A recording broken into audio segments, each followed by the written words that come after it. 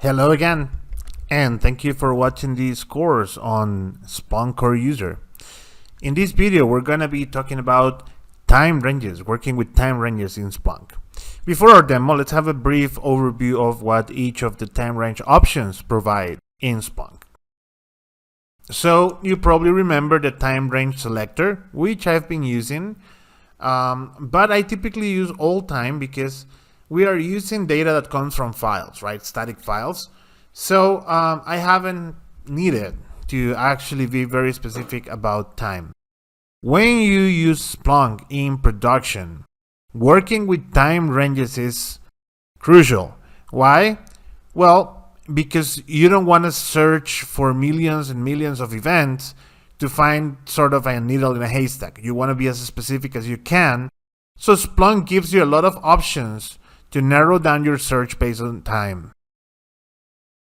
The time range selector, as you can see here, is the interface where users choose the time scope for their searches. It's located just besides the search bar as a drop-down, and it provides a lot of options once you click on it. It gives you precision and control over your search. So it does provide options between predefined or preset and custom time ranges. Let's have a look at both. So the presets is what Splunk has noticed that would be the most used type of time ranges people want to apply to their searches.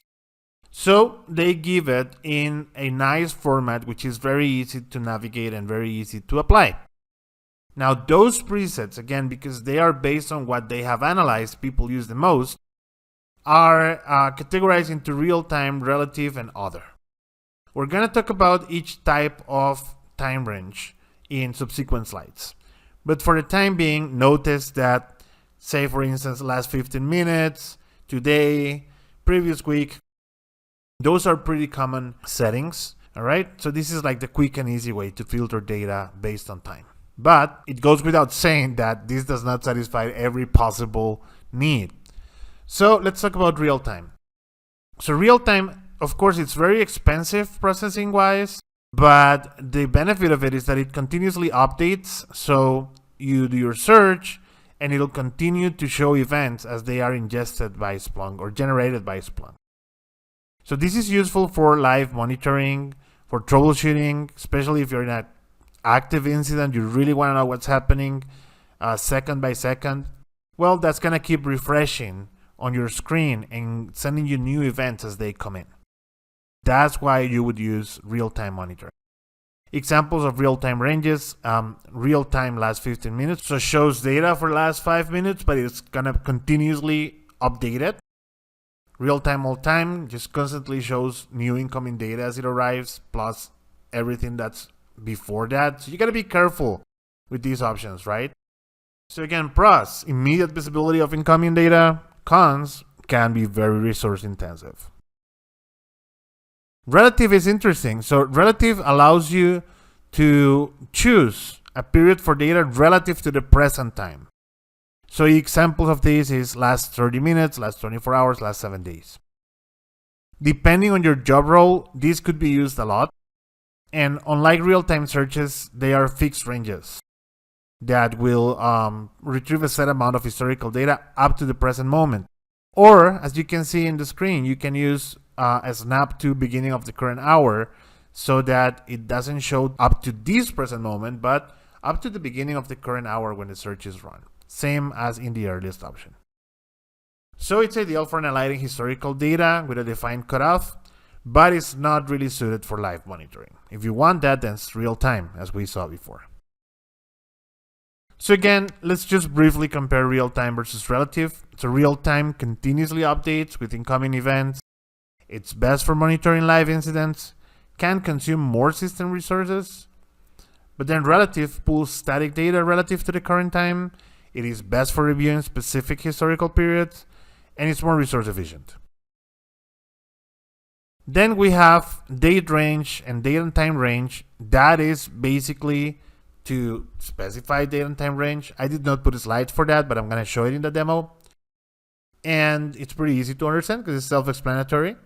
But then we have the advanced time range settings. So this allows you to define more complex time ranges, for so to speak, okay? And notice that you can apply time modifiers on the SPL, not only from the time range selector like here, but also from the syntax itself. If you do that, if you put the time parameters on your search query itself, it's going to override anything that's on the time selector. It's going to have precedence. So you use sort of a bit of a language there. As you can see, there are examples here. So @D means start of the current day. So the @, what it does is it snaps to the rounded time previous to what's specified. Okay.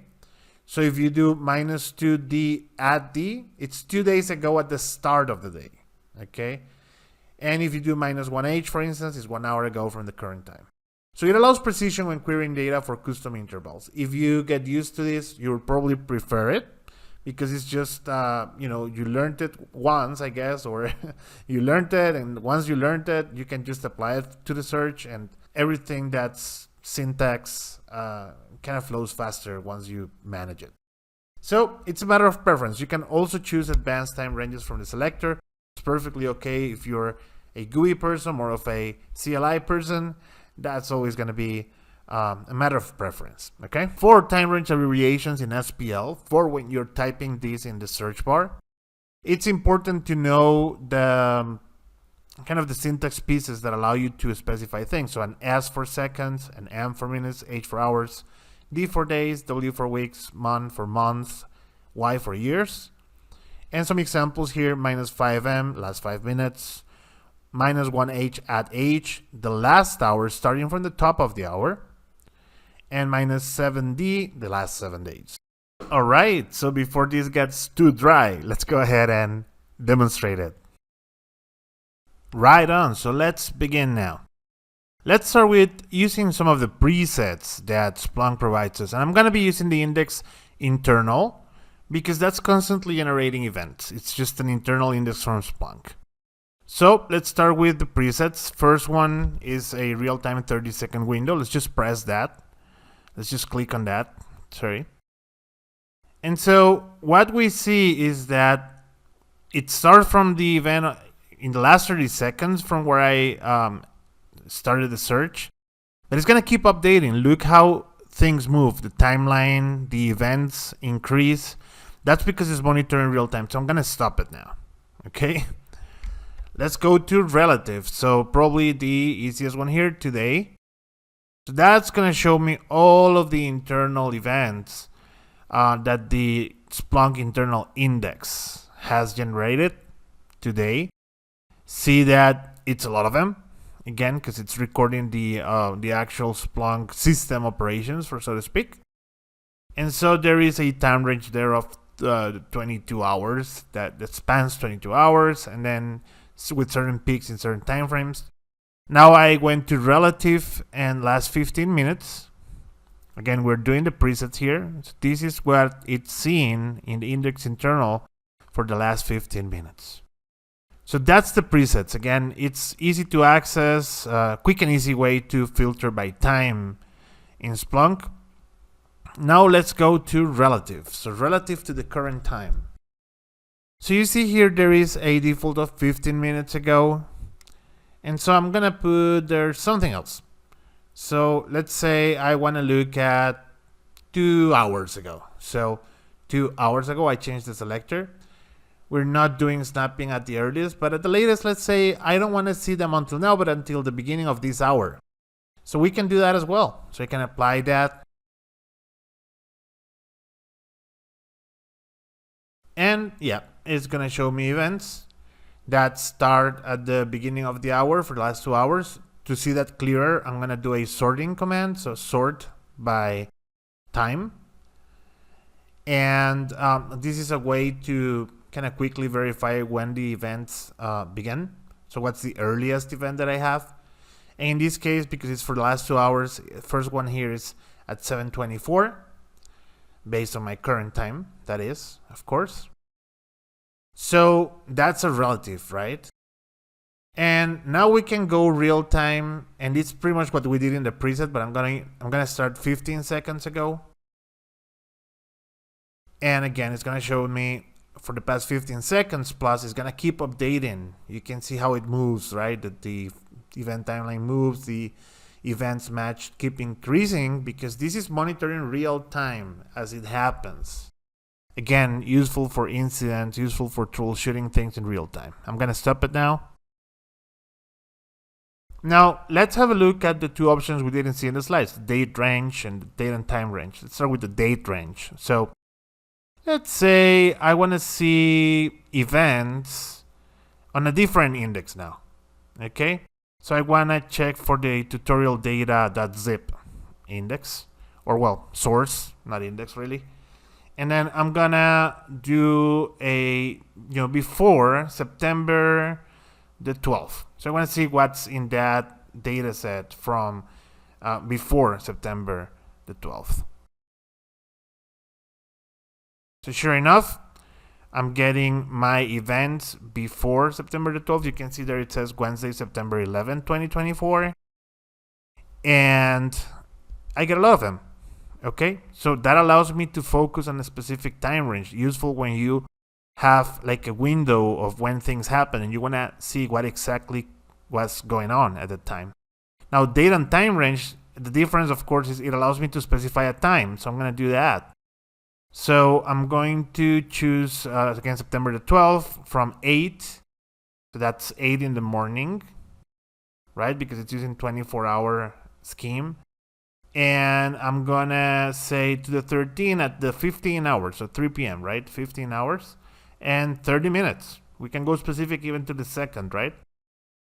And further. So I can see what was happening in that exact time range. And you can see it above, where it says from 8 a.m. to 9:13:24 through 30 p.m. So pretty cool. Very useful when you're, for example, doing postmortems and doing root cause analyses and like really going step by step on what happened at specific time range, for instance. So yep, perfect. So yep, you can see that the first event there at 8 a.m. And so now we are going to do an advanced search, okay? But instead of doing it from there, instead of doing it from the time selector, I'm gonna use the syntax. So I just clicked on the link for reference that appeared there for you to see that it's very useful. It's gonna take you directly to the search manual in case you need to kind of refresh your concepts or learn how to use this. But let's go now to the SPL, and I'm gonna be using the tutorial data, and I'm putting last 24 hours there in the selector on purpose because I want to show you how manually specifying the time in the syntax will override that. Even if I leave last 24 hours, it's not gonna listen to that. It's gonna listen to whatever I type in. So I'm typing earliest, and then I'm putting -2h at age, all right? So 2 hours ago at the beginning of the hour, and I'm gonna sort it by time. I'm snapping it, right? The H is for snapping. So I'm snapping it at the beginning of the hour.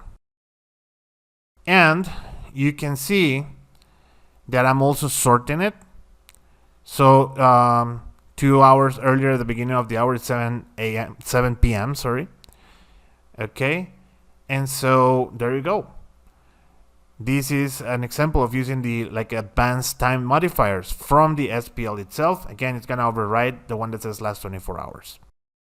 Well, thank you for watching this video. I realized that it was a bit of a long one, but I'm sure that it's gonna clarify how to work with time in Splunk. I'll see you in the next video.